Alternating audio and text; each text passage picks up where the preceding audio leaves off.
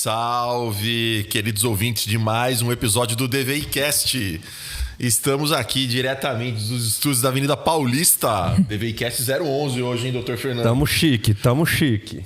Apresentado por mim e pelo meu testemunha, Dr. Fernando, há 28 anos já. Uau. Sócio, irmão compadre e uma jornada. Testemunha para mais esse episódio com a doutora Chayane Zago. Que legal te receber, Chayane. Prazerzão estar aqui com vocês, meus amigos. Obrigada pelo convite. Meu primeiro podcast, então tô mais nervosa do que numa entrevista de emprego. É mesmo? Primeiro podcast da Chayane? Primeiro podcast. Tô imagina. Estreando assim, ó, com chave de ouro. Mas muito obrigada mais uma vez. Um prazerzaço estar aqui com vocês. Que bom. Chayane, você conheceu a gente, né? A gente tava lembrando aqui. No momento que a gente começou a trabalhar com odontologia digital, em 2016, e você estava falando que foi o seu primeiro, ou um dos primeiros treinamentos. Então nós vamos falar um pouquinho disso aqui para os ouvintes, mas eu queria começar com uma pergunta. Você que veio de Sacramento, Minas Gerais. Diretamente de Sacramento. Né? Como que a odontologia aconteceu na sua vida? Uau, Sacramento, para quem não conhece, né, no interior de Minas, ali no Triângulo Mineiro, uma cidadezinha de 26 mil habitantes. E a odontologia iniciou na minha vida lá mesmo, porque os meus pais sempre buscavam prevenção pra gente, desde pequenininhos, e eu amava minha odontopediatra. Então, muito... Ela era lá de Sacramento? Lá de Sacramento. Como ela chamava? Ela chamava Luciana. Legal. Então, por ela, eu iniciei despertou o meu desejo de ser dentista para cuidar de crianças, assim como ela cuidava da gente. Que legal. Então, desde quando me perguntaram o que eu queria ser quando crescesse, eu falei que eu queria ser dentista e nunca mais mudei. Mas interessante que durante ali, quase que na época de vestibular, meu pai falou assim, tem certeza que é isso mesmo que você quer? Ele é engenheiro, né? E como todo pai, queria que eu seguisse um pouquinho os caminhos, né? Do que ele seguiu. Ele falou, vamos fazer um teste vocacional. Às vezes você pôs isso na cabeça e esqueceu de olhar o restante. Vamos fazer um teste vocacional para você ter certeza. Eu, pai, mas eu já tenho certeza. Mas tudo bem, vamos fazer o teste vocacional. Fiz o teste. Para alegria dele, deu assim predileção por áreas como engenharia ambiental, que é bem a área dele. Ele falou, que você explica pra ele que você ia fazer odonto? Falei, pai, eu acho que eu me daria bem, ficaria feliz porque eu gosto, eu tenho uma admiração gigantesca por você e pelo que você faz, por tudo que você conquistou, mas não ficaria feliz a vida inteira fazendo isso. Eu vou seguir no meu feeling, no meu coração. E vou seguir com o odonto. E foi a decisão mais acertada, que por ironia do destino, eu acabei não exercendo como clínica, né? Como dentista. Mas foi a decisão mais acertada da minha vida. Cara, que legal. Você sabe que eu fui influenciado pelo meu dentista também. Também? João Eduardo, lá em São Joaquim. Ele que me tirou da cabeça de fazer agronomia e ir para a área de odonto. Que massa. E a gente entrevistou o Rafael, mandar um abraço pro Rafael Calisto. Ele também foi influenciado pelo dentista dele. Legal. Pra gente perceber, né? E eu acho que ela nunca te falou, assim como o tio João chama ele carinhosamente. Faz odonto é legal. Nunca. Era muito pela tratativa, pela rotina dela, pelo impacto que ela causava na minha vida. Eu sempre tive algumas questões de hipoplasia, então sofria bastante.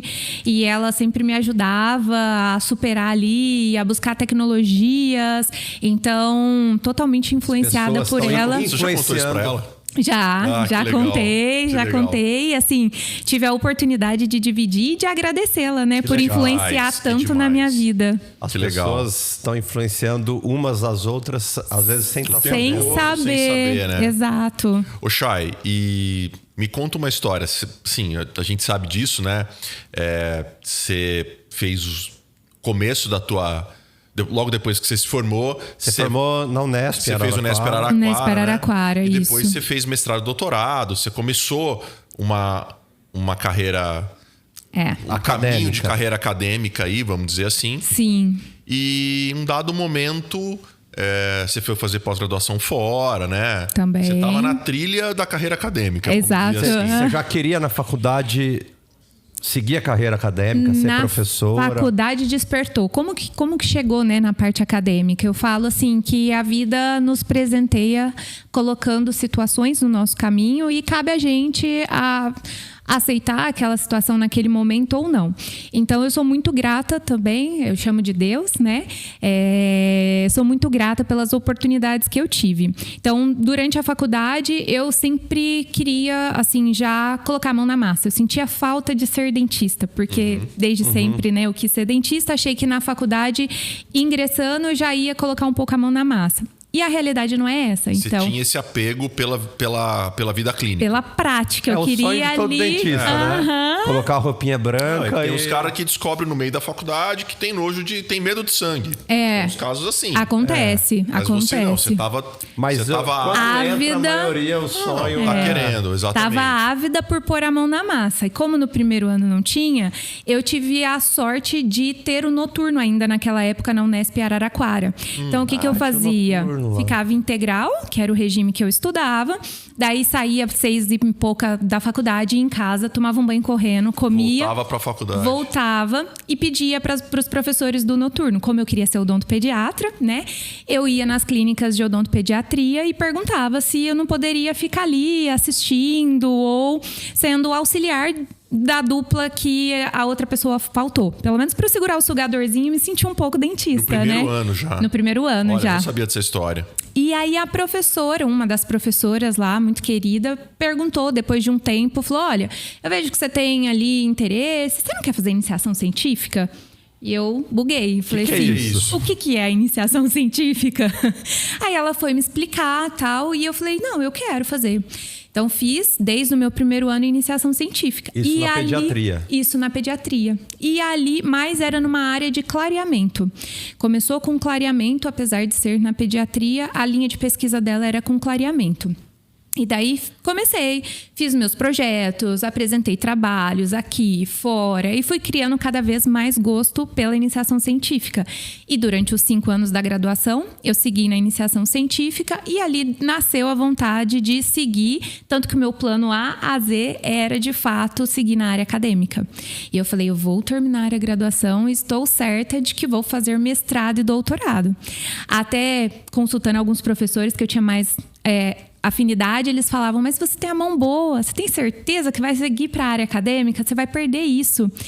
Mas eu sempre vou muito pelo meu, sabe aquele sexto sentido, aquela pulguinha que fica atrás da orelha falando. Eu falei, eu agradeço muito, né, a opinião deles compartilhada, mas falei, não, tô mais tendenciosa a seguir, vou seguir.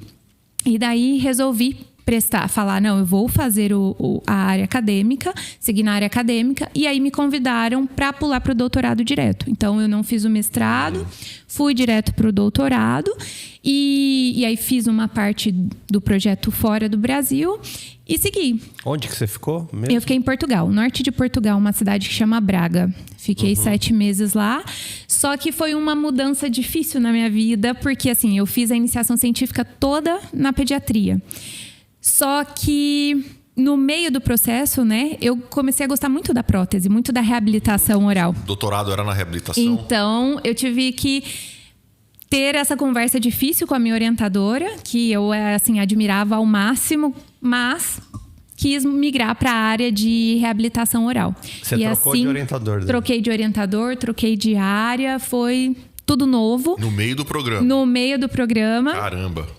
E fui pesquisar sobre microbiologia, ou seja, distante ainda mais, né, da odontologia. Mas também foi algo que eu me identifiquei bastante, gostei muito do processo. Então foram 4 anos e meio ali fazendo... Isso foi antes de ir para Portugal? Isso foi antes. E aí para Portugal já... Na reabilitação. Fui na reabilitação para fazer uma parte dessa pesquisa de microbiologia, com imagens, com microscopia confocal. Que era um programa de doutorado sanduíche. Doutorado sanduíche, exatamente. Legal. Então, fiquei 7 meses lá e voltei, falando o meu plano de A Z vai ser seguir a área acadêmica, de preferência na faculdade que eu me formei, né? Só que daí vem a vida de novo. O teu sonho e muda as fichas. era continuar na Unesp. Ficar lá na Unesp, Araraquara. Era. Você gostava de Araraquara? Muito, adorava. Tenho um carinho muito grande pela cidade, pela universidade nem se fala. Você sabia que nossa segunda unidade da DVI... Foi lá em Araraquara. Foi em Araraquara? Foi. 02, né? 02, exatamente. E vou falar que eu acho que eu sei até o endereço, porque eu morava do lado da DVI. E quando eu passava, acho que eu nunca comentei isso com vocês, porque eu gostava muito da radiologia também. Inclusive, durante a faculdade, fiz algumas optativas, né? Na parte de radiologia. Na época, o professor até me convidou para abrir uma unidade em Sacramento. Ele falou assim: vamos, a gente vira sócio e daí você monta lá. Cara, você nunca contou essa história pra gente? Nunca contei, mas o que eu vou contar é ainda mais... Olha como a vida é, né? Porque eu morava do lado da DVI, em Araraquara. Endereço... Lá perto do Edifício América? Eu morava lá perto. Quer dizer, acho que era... Vocês têm... Perto da Via Expressa, lá embaixo. Isso. Expedicionário do Brasil. Não, expedicionário é lá em cima. No começo, ela abriu lá embaixo. No prédio lá. No Edifício América. Não, mas ela já estava na Unesp quando era expedicionário. Que ano foi isso? 2011? 2011 foi para expedicionários. De 2006 a 2011 eu fiquei por lá. Expedicionários 2257.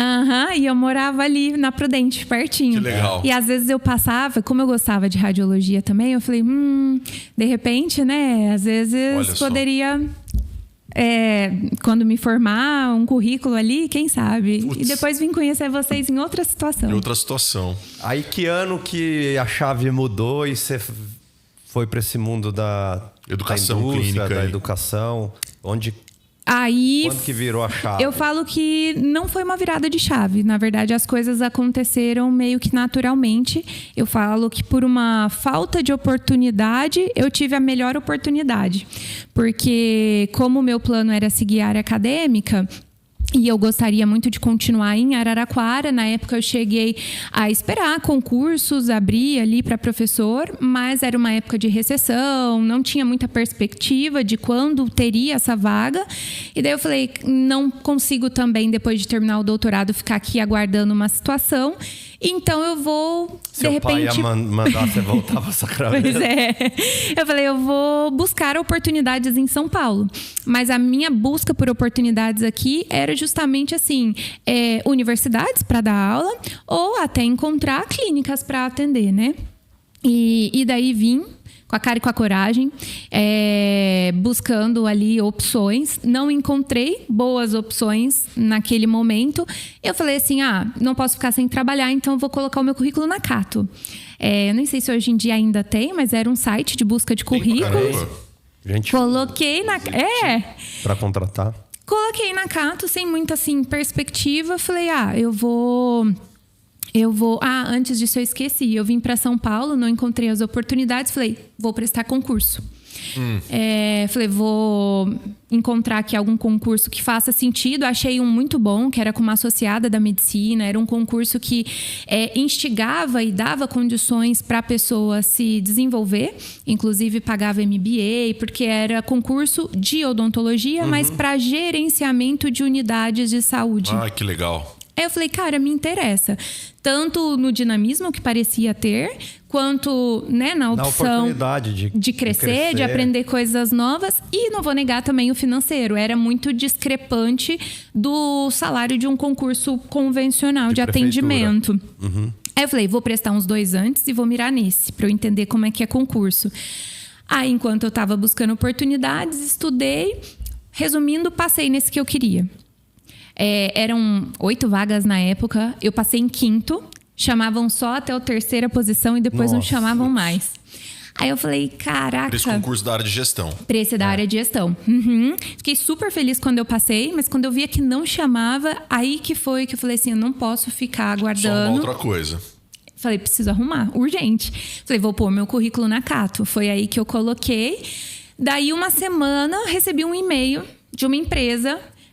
falando... Que ano que era isso, Chay? Isso era 2006. 2016. 2016, desculpa, 2016. E você tinha formado em 2011. 2011. E daí... Mas aí já tinha... Ela já Doutorado. tinha Aí eu fiz o doutorado, exatamente. Terminei o doutorado em 2015, setembro, meados de 2015. E aí, 2016, janeiro de 16, eu vim esse- para São Paulo. Aí estudei, passei no concurso, pus na Cato. Aí, quando foi março, começou o processo com a empresa que falou: vem para uma entrevista, temos uma oportunidade, o teu perfil parece se encaixar, vem para a entrevista. Eu falei, eu tenho que esperar Bora lá. mesmo o concurso, não conhecia a empresa. Vou lá ver. Vamos ver, né? Vamos ver. E nesse momento você nem sabia o nome da empresa, eles já tinham divulgado. Eles tinham aberto o nome da empresa e aí só falaram: você tem disponibilidade? Eu, sim. Depois a pessoa comunicou comigo de novo e falou assim: só quero certificar com você, acho que não vai ter nenhum problema, mas a entrevista é em inglês, tudo bem? Aí eu falei, meu Deus, nunca tinha feito uma entrevista de emprego. O meu inglês Nem em estava português, super... né? Nem em português. Inglês acadêmico, né? É isso. O inglês super enferrujado. Mas falei, bom, vou lá, né? Cogitei não ir, mas falei, às vezes o meu inglês para eles tá ok. Mas eu me preparei muito bem para a entrevista. Então eu brinco com o meu antigo gestor. Você teve um prazo. Uma semana. E daí eu fui no Google, procurei pesquisas, entrevistas em inglês, né? Entrevistas de emprego em inglês. Assisti umas 4, vi que as perguntas eram muito similares. Falei, bom, a chance deles fazerem a mesma vai ser muito alta. Vou montar minha resposta aqui, passar para o inglês e vou treinar. Na época eu tinha memória boa, não era mãe ainda, né? Então a memória era boa, Escreveu, estudei. treinou, ficou falando. Aí convenci com o meu inglês e acabei passando na entrevista. E aí iniciei no mundo corporativo. Mas foi o Rodrigo que te entrevistou? Foi o Rodrigo. Aí foi quando eu iniciei com a Trishape, a minha história. Brinco com ele que ele tem assim um papel muito importante. E eu brinco com ele que eu enganei o meu nível de inglês ali, porque eu estava muito bem preparada, mas não condizia com a realidade. Nossa, que legal, que massa essa história. E assim, né, eu iniciei lá, no começo, para ser sincera, eu não gostava de jeito nenhum do emprego, ele sabe disso. Caramba! Não gostava dele também, assim, o modo como a gente lidava ali. E depois nos tornamos grandes amigos, criamos grandes coisas em conjunto, mas no começo não foram flores. E eu falava assim, a primeira oportunidade, quando o concurso me chamar, Eu vou embora. eu vou agradecer a oportunidade e não vou olhar para trás. E eu estava muito convicta disso. Porque eu falei assim, cara, eu cheguei, a empresa estava chegando no Brasil, então Tudo era muito novo, tudo né? muito novo, era um equipamento ainda pouco difundido, era muito grande. Enfim, eu não tinha recebido treinamento ainda, então não conhecia a fundo o produto. E o Rodrigo não era dentista, também não devia ainda estar sabendo nada do... Tu é uma pessoa que pode dizer, quando o assunto é odontologia digital, quando eu cheguei aqui era tudo mato, né? Tudo mato. Pra vocês terem uma ideia, o meu primeiro dia de emprego na empresa, eu brinco que o meu chefe não tava. E eram poucas as pessoas na equipe. E o meu primeiro dia foi montando uma mesa no escritório. Porque era, de fato, tudo muito novo, tudo muito do zero. Desde, inclusive, instaurar a empresa aqui no Brasil, fisicamente. E daí eu falei, não. Quando me chamarem no concurso, não vou ficar. E olha como são as coisas, né? Porque com 6 meses de empresa, o concurso me chamou. Eu não sabia disso também. Com 6 meses, o concurso me chamou, só que aí já tinha virado uma chave dentro de mim, que eu já estava gostando tanto, já estava entendendo, vendo que isso ia, né? Mudar o jogo. Mudar né? o jogo. E eu falei, não, eu vou ficar aqui. Não, Chayane, e eu lembro quando você foi para Ribeirão, né, a gente comprou o nosso primeiro scanner. Acho que foi uma 2016 ainda. Você tinha tinha acabado de sei lá, chegar. 3 meses de empresa. E eu lembro que você chegou, a gente já tinha um scanner em São José do Rio Preto, que era lá aquele da... outro modelo do... Era um trios preto era e branco. mono e era Os mono, aquele outro modelo de Renton, né, que tinha que fazer. Isso. E cara, eu lembro que você tava ali começando, né? E aí me treinou e treinou a Amanda, a gente Isso fez mesmo. treinamento juntos. E o que você se tornou depois, né? Acho que você fez um monte de application aí, um monte de clínica, para um monte de dentista que usava e usa o scanner. É uma história muito bonita, assim, na odontologia. A referência que você virou uma influenciadora digital, né, Hugo? Então, é um negócio super. E, assim, o negócio... Hoje existe... Acho que esse nome de cargo tá mais popularizado, né? Que é o cara da educação clínica, né? Uma posição de educação clínica. Indústria farmacêutica tem muito isso, né? Mas a odontologia tinha pouco. Verdade. Né? Claro que tinham dentistas trabalhando no mundo corporativo, né? Eu mesmo já tinha trabalhado, mas assim... Na cadeira de educação clínica, com esse nome, tinha pouca gente. Verdade. Né? E eu acho que... Mão na massa. Mão na massa. Né? Clínica fazendo a coisa... Assim, o cara é contratado CLT da indústria... Ele não é consultor, ele não tá lá de vez em quando. Ele tá lá de regime segunda integral, a sexta, né? integralmente, para cuidar disso, né? E você tava nessa posição... Sim. Tomando conta de um produto... que era absolutamente novidade no mercado.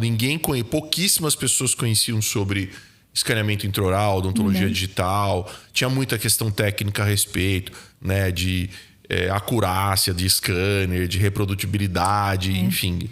Não, e as pessoas não tinham ferramenta para escaneava e aí eu faço o quê com o modelo, né? Não tinha um laboratório. Você viveu uma fase, né? Você estava numa empresa legal pra caramba, assim, uma jornada muito bacana, mas assim, cara, muito mais perguntas do que respostas. Muito mais, né? Infinitas vezes mais perguntas do que respostas. E, claro, teve um comecinho ali que eu acho que até como a gente não tem essa experiência de estágio, de vida corporativa na faculdade, quando você é cuspido no mercado de trabalho fora do ambiente clínico, você fica meio perdido, né? Sim. Mas depois, você se apaixonou rapidinho ali e já viu que você estava na tua praia ali, vamos pensar assim. E foi muito rápido mesmo, Hugo. Foi, eu lembro disso, a gente falava disso. Cara, com certeza você abriu...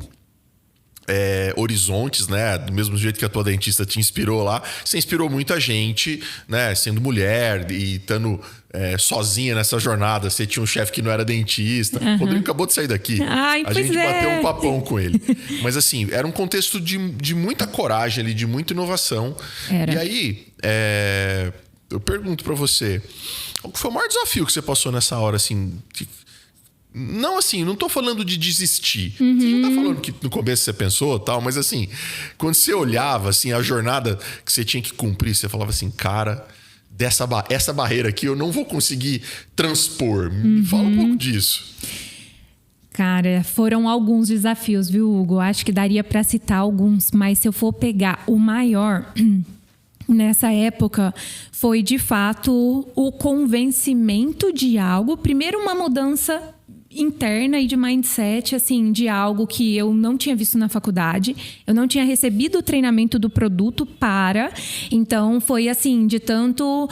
utilizar o produto. Eu lembro que na época eu levava o produto para casa e eu ficava fazendo milhões de escaneamento assim, muitas vezes para testar, para ver o que eu achava, quais seriam as melhores estratégias ali, e lia manual, buscava informação, mas as informações também eram muito assim restritas, não tinha muito, porque claro que fora do Brasil já era um pouco mais avançado, mas ainda assim... Mas não existe nada como a odontologia brasileira. Não existe. E as perguntas eram muito avançadas. Então, foi um grande desafio conseguir linkar o que a tecnologia tinha de benefício, de recurso e como isso poderia suprir uma dor, uma necessidade no dia a dia clínico, sendo que muitas vezes eu também não tinha prática clínica, porque da faculdade foi para o doutorado. Você teve que amarrar várias pontas aí. Esse amarrar de pontas foi o grande desafio. Acho que assim, foi o maior deles. Que legal. Você foi dar aula na Unesp de Araraquara depois? Já fui. Algumas vezes convidada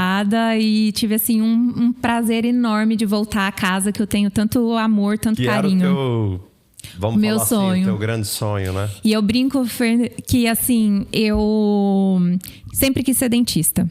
E depois eu quis dar aula para dentistas, né? Assim, dar aula para dentistas em formação.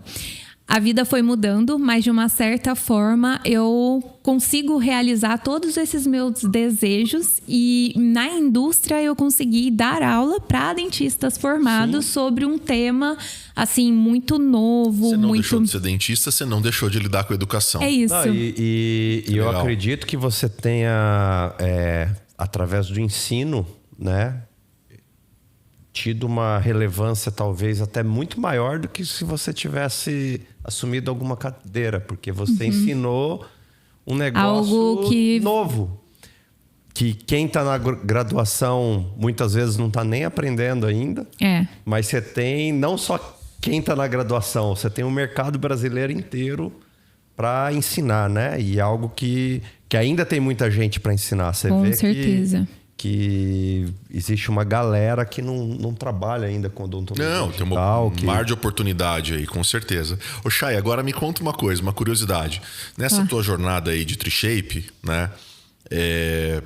Você se relacionou com, cara, muitos dentistas de muitas especialidades, né? Sim. De várias regiões. De várias regiões. E eu tenho uma curiosidade, eu nunca te perguntei isso. Lá vem. Cara, não, eu acho que bom, né, para quem não sabe disso, no Brasil,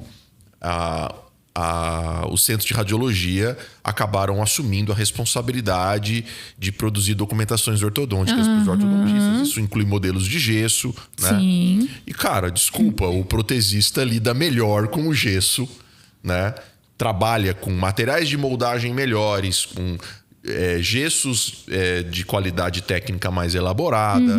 A moldagem ortodôntica, ela sempre foi tratada assim, num patamar técnico inferior. Né? Até porque tecnicamente ela é menos exigente. E, cara, ela sempre foi um calcanhar de Aquiles do centro de radiologia. Né? Então, assim, já existiam iniciativas de escanear modelos, de escanear moldagens. E quando vem o scanner intraoral, a gente brinca que, cara, custava o preço de um carro e de um carro bom. Não era um carro qualquer um, não. Era um investimento muito alto, mas prometia, cara, resolver uma dor gigante que era plim, vou acabar com as suas moldagens. Né? A gente sabe que no começo não era bem assim, tinha uma curva de aprendizado, tinha muita coisa para acontecer, mas a pergunta é, quem te deu mais trabalho, né? Que especialidade te deu mais trabalho nessa história?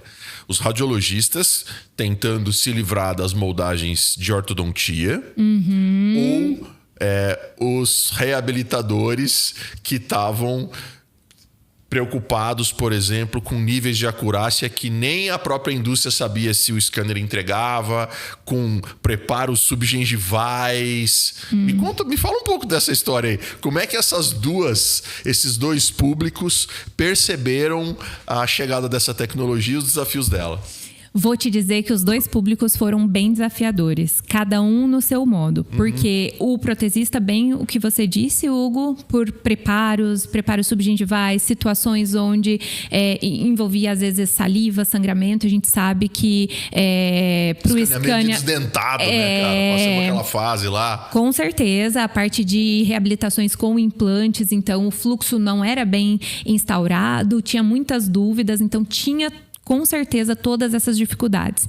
Mas vou te dizer que na radiologia tinha muita dificuldade. Era desafiador também para o radiologista. Muito porque a gente tinha que fazer uma manobra que na época não se sabia, nenhum outro mercado no mundo tinha essa manobra, porque os radiologistas eram os detentores da tecnologia para a grande maioria dos dentistas que não tinham acesso aos scanners. Sim. E aí, na época, a gente teve que pensar totalmente fora da caixa para conseguir criar manobras dentro do sistema que não tinha sido desenvolvido para isso, para onde exportar modelo. O dentista poderia escanear em nome de um outra outro dentista, para ter os casos daquele dentista separados e não causar uma confusão de pacientes entre dentistas, clientes da radiologia. Então, esse foi um projeto assim de muito estudo, de muito teste. O projeto do scanner era para ser chairside, para um dentista só. Para um dentista só. E aqui no Brasil, a gente faz totalmente diferente. E aí foi um desafio. Eu lembro de conversarmos com o pessoal do próprio desenvolvimento, só que eles não entendiam a nossa necessidade, a nossa realidade. Então, a gente foi pioneiro e muito com a ajuda de vocês. Para que vocês precisam disso? O selo, quando eu cheguei, era tudo mato da odontologia digital. E daí foi quando a gente começou a criar, junto com a radiologia, vários usuários. Para cada usuário, logava. Tinha o seu usuário. Exatamente. Logava, deslogava e escaneava o paciente dentro do usuário. E depois, quando veio ainda provedores, né, de alinhador, que daí tinha que ser uma conta ainda específica. Bagunçou tudo de novo. Nossa, aí foi um outro desafio que a gente teve com os radiologistas em função disso. Que legal. Cara, e eu lembro que a gente fez muita parceria junto com o ensino, né? Da aula onde tinha DVI, ia lá, levava professor. E teve aquele programa muito bacana que eu e o Hugo participamos de ir para Dinamarca. Sim. Conta um pouquinho como que surgiu aquele programa. Eu acho que foram... Muitas 3 turmas, 4 turmas, não sei quantas. Foi um pouquinho mais. Mas nós somos da primeira, hein? Fizeram história e foi através do sucesso da turma de vocês que... Foi uma galera muito legal, né? Foi o Domingos, lá de Ribeirão. Foi. Marcos Celestrino. Foi. Aí o Lincoln Queiroz estava também. A Fernanda Jabur. A Fernanda estava. Foi uma turma muito bacana, de fato. E surgiu justamente da necessidade de levar o público, né, os clientes, para conhecer a tecnologia na fonte. E muito também porque eles lá precisavam ouvir feedbacks da odontologia, assim, padrão ouro, né, no mundo, que é a odontologia brasileira. Então, assim, ter esse respaldo de vocês, esses feedbacks, para que ajudassem eles, inclusive, a aprimorarem ainda mais a tecnologia. O Dinamarca tinha essa visão? Que a gente já era padrão ouro naquela época? Sim. Que legal, né?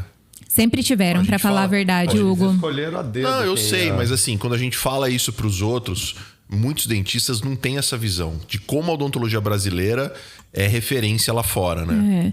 O ganho, assim, né? O pessoal sempre ficou engajado e queriam ir visitar para conhecer a tecnologia na fonte. Eu lembro lá da nossa turma, cara, as perguntas que o Lincoln fazia, por exemplo, abraço pro Lincoln. Isso aí, abraço meu também. Deixava os caras tudo de calça curta lá, meu.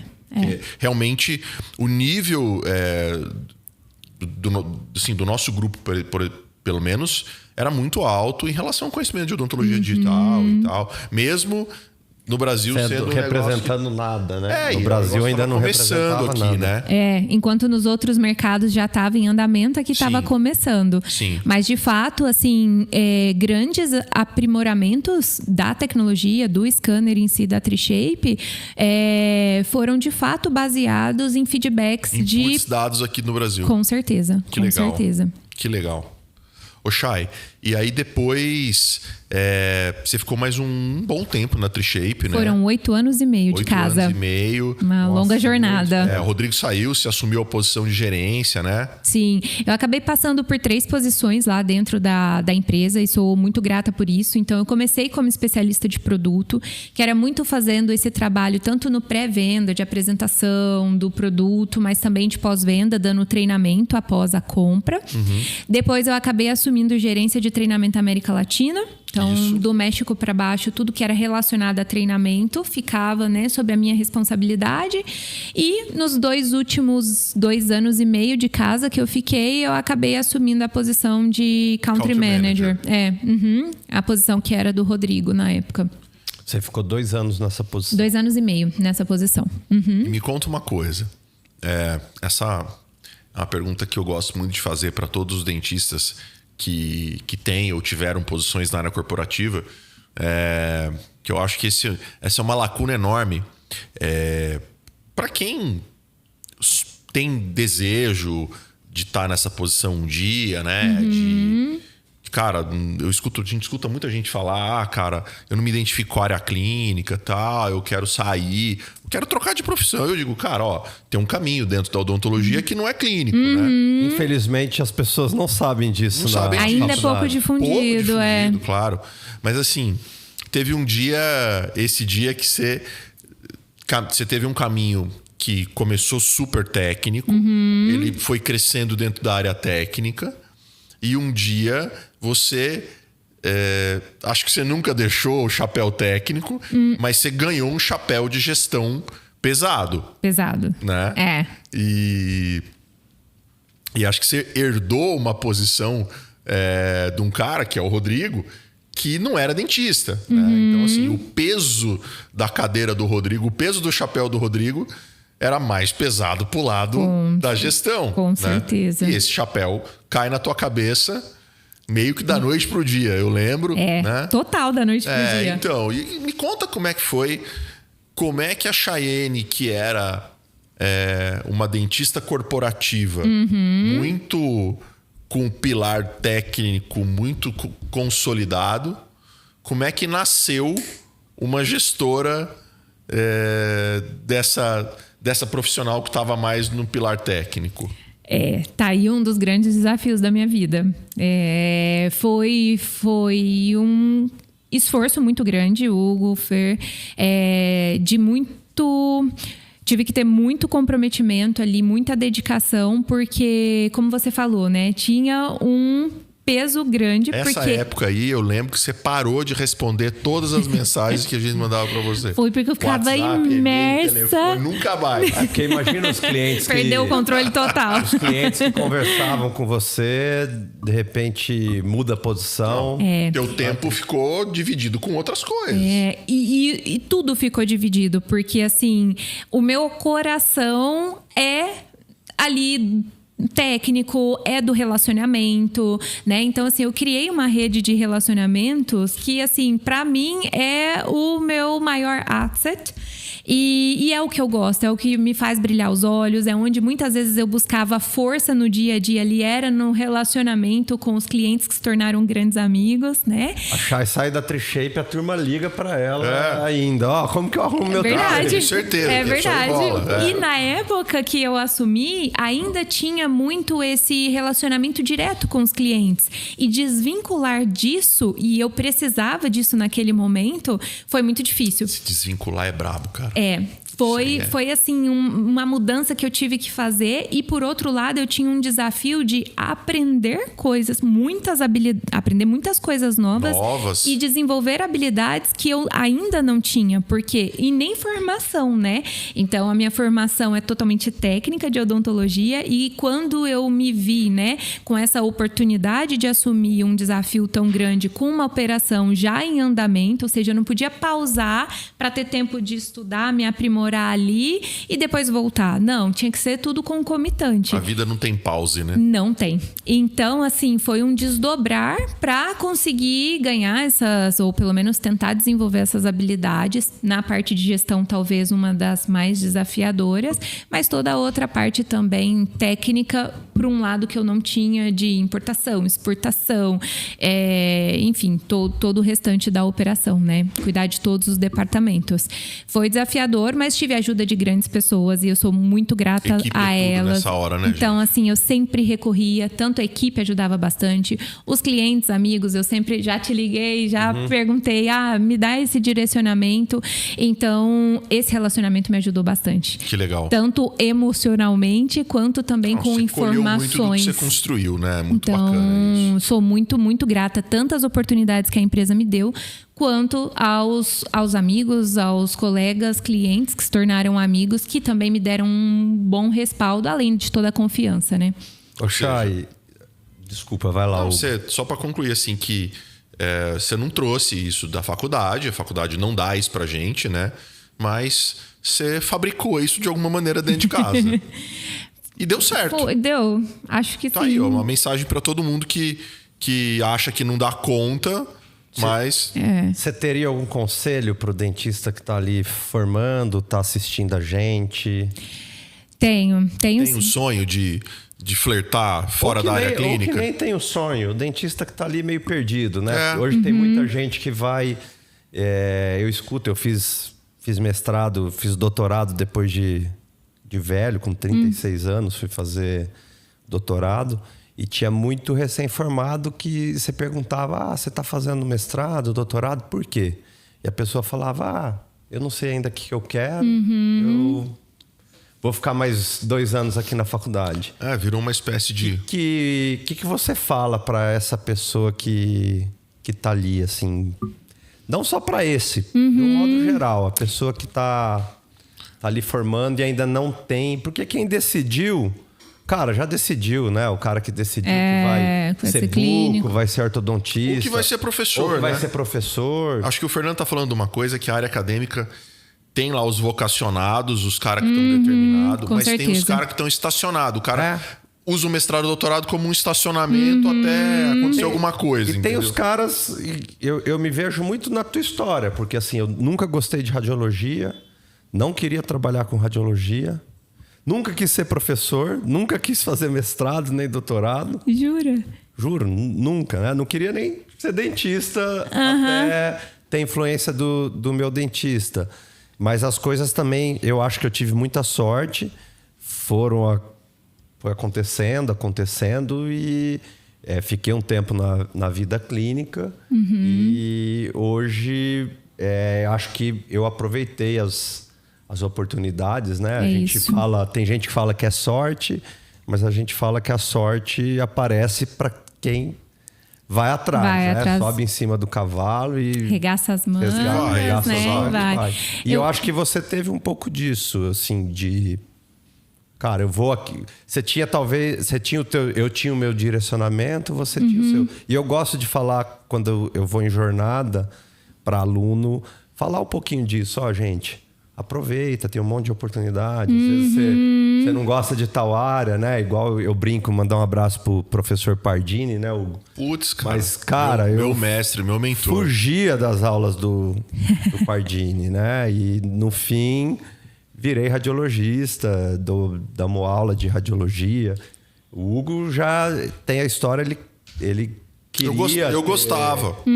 Eu gostava. Fez iniciação científica. Iniciação científica na rádio, Mas assim... Mas a gente assim... É engraçado, né, Hugo? Tinha caminhos para ser totalmente diferente e hoje a gente faz praticamente as mesmas coisas. Temos o mesmo propósito, o mesmo projeto profissional e a mesma essência, vamos falar assim, os mesmos valores. Sim. Mas por caminhos diferentes. Mas eu acho que o Fernando... A minha pergunta é essa. O que você manda de recado para quem tá ali com 21, 22 anos? Eu acho que é isso, né? A gente não precisa limitar. Eu sei que é uma faculdade totalmente técnica, que tem algo ali, parece definido, né?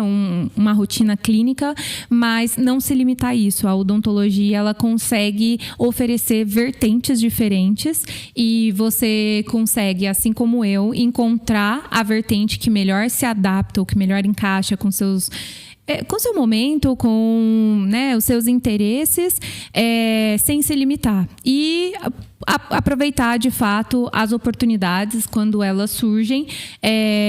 Basta a gente, de fato, colocar o esforço ali e dar o melhor, que no fim as coisas acabam acontecendo, por sorte ou, de fato, por...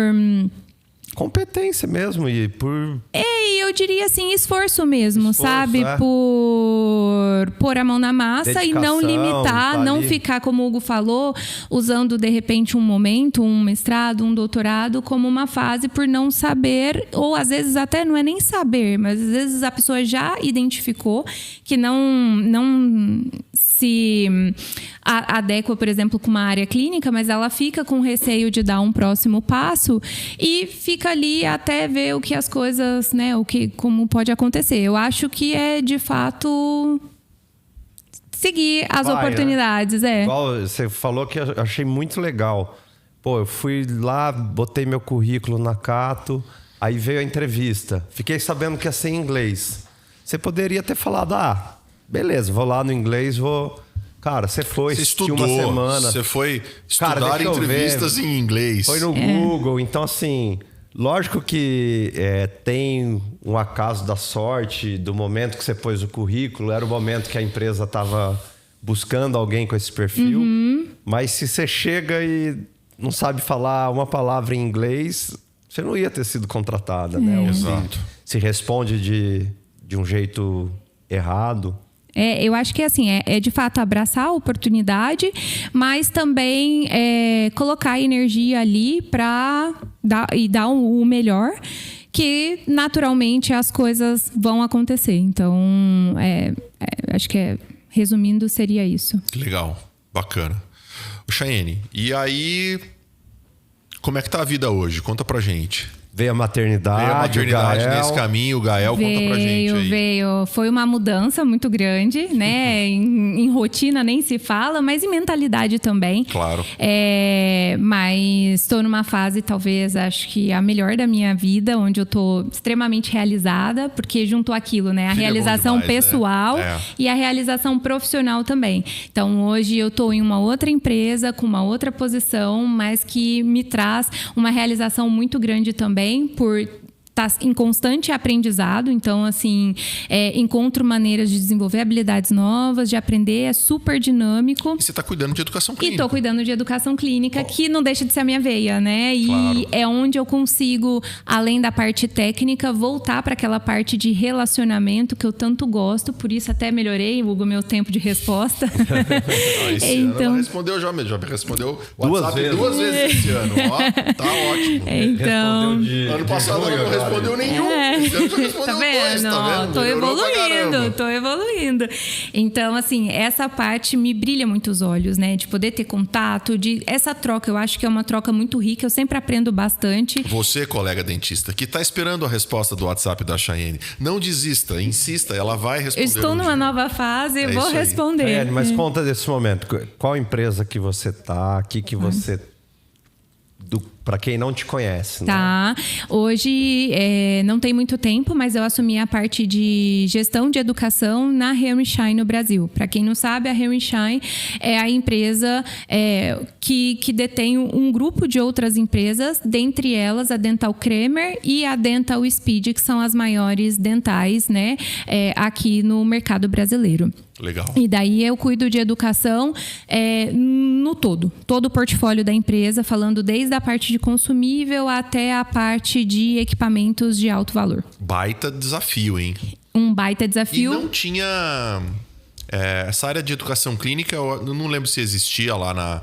Acho que existia. Na Enxai, mas não existia, né? Não existia e não tinha dentista olhando para isso. Eu sou a primeira dentista contratada da... Que legal.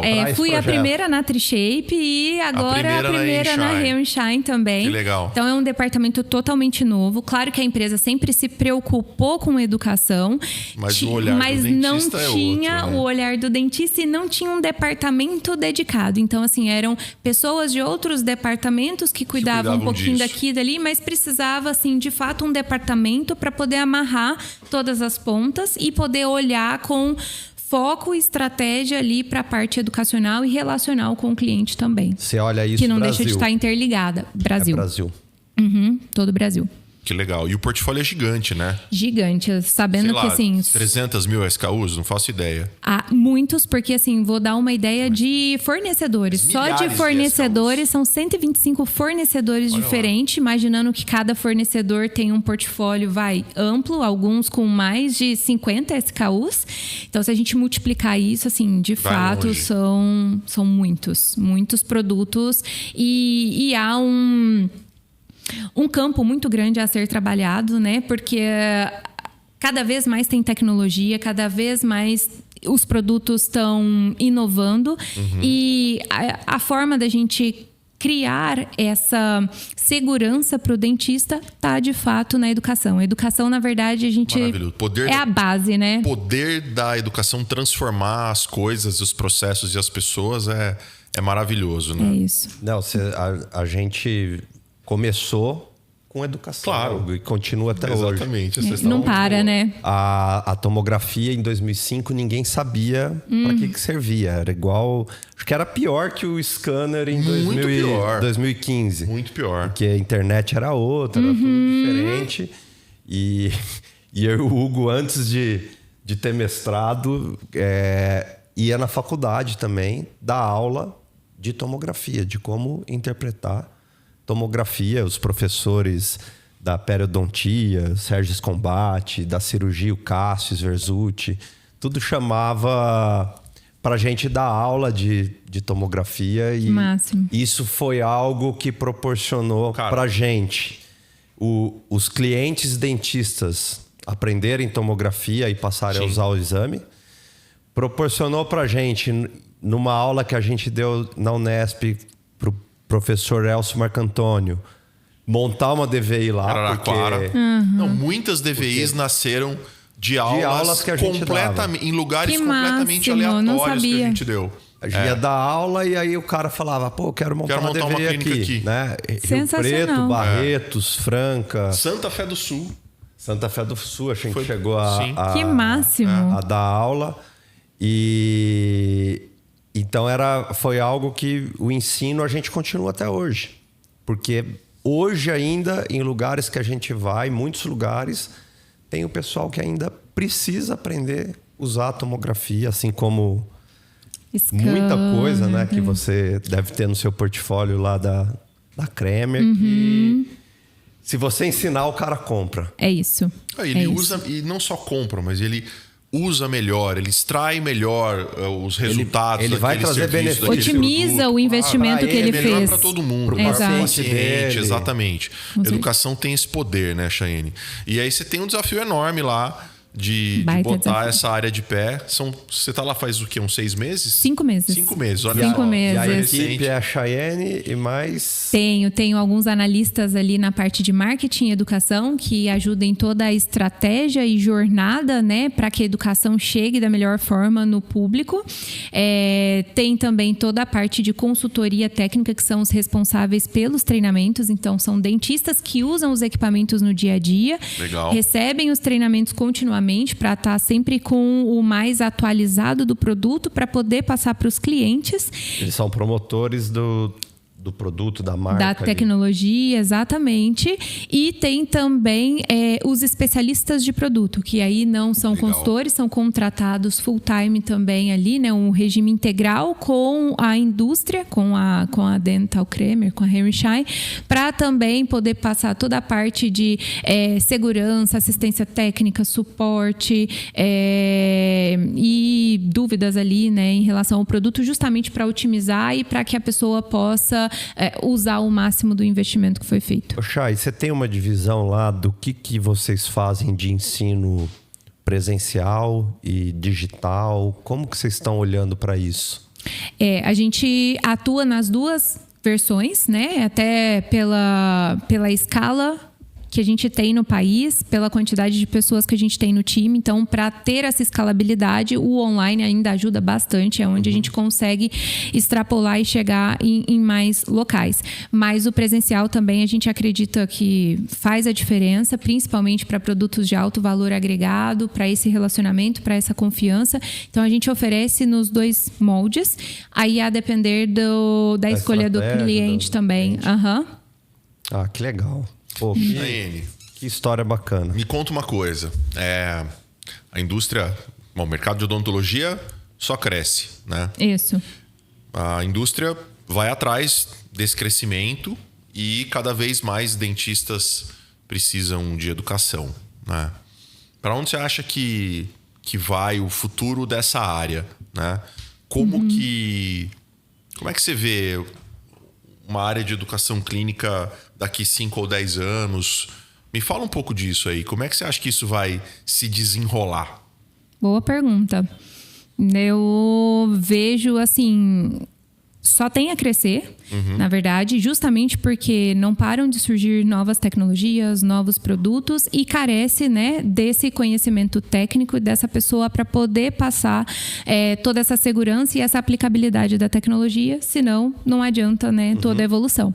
Então, eu vejo crescendo cada vez mais e cada vez mais as empresas com um olhar para essa parte de educação, cada vez investindo mais em times estruturados para conseguir, de fato, poder oferecer essa melhor educação, seja presencial, seja online, mas muito mais do que somente a parte técnica, a parte de recurso do produto, mas a aplicabilidade, como aquele recurso técnico ele pode, de fato, somar na rotina clínica, laboratorial do profissional.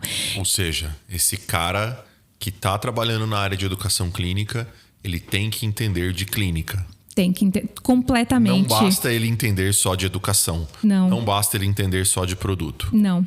Acho legal. Que aí Olha só. É o principal desafio, justamente é esse. Entender das duas pontas e conectá-las. Só assim faz sentido. Porque às vezes o quem cara... faz que... Mas o cara acha assim, eu não gosto da clínica, eu vou trabalhar na educação clínica. Alto lá, você precisa entender um pouco. E a pessoa da educação clínica, ela desempenha um papel muito forte para a indústria, não esse papel que está escancarado, que é de fato catequizar o público, mas eu vejo também como uma posição muito estratégica justamente para coletar, ter esse relacionamento com o profissional, coletar feedback desse profissional de como que a tecnologia, o produto, o recurso está sendo utilizado ou não e trazer essa visão para a ponta, né? Para outra ponta, para a indústria, para que a indústria possa traduzir e seguir canal aí, né? Exatamente, aprimorando, trazendo cada vez mais inovação ou aperfeiçoando aquele recurso que já tem para que ele faça cada vez mais sentido. Que legal. Prático ou clinicamente falando. Importante também o poder da escuta desse cara. Esse cara totalmente. Uma escutativa muito boa para poder levar isso de volta lá para o P&D, para a área de venda, enfim. Tanto a escutativa, Hugo, mas também saber fazer as perguntas, né? De como o profissional está utilizando o equipamento, no que ele entrega, no que ele deixa a desejar, mas precisa dessa troca também, saber fazer as perguntas corretas para aí então ter a escuta e poder traduzir essa escuta para a ponta de desenvolvimento. Que legal. Bacana. Chay, que prazer ter você aqui. Prazer é todo meu. A gente ficaria conversando de odontologia a tarde inteira, até mais 2 horas aqui. Tem muito assunto, né? Nossa. Mas a gente tá chegando no nosso horário. O Gael precisa de você, né? Sim.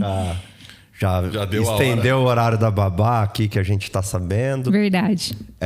Então a gente vai pro último quadro, né? Agora uma pergunta que a gente faz para todos os nossos convidados, que é o raio-x final. Uau, vamos lá. Vou deixar meu parceiro aqui. Chayene, pergunta. A gente sempre gosta de saber qual foi o momento mais difícil, mais crucial, o maior extremo que você passou na tua vida pessoal ou profissional.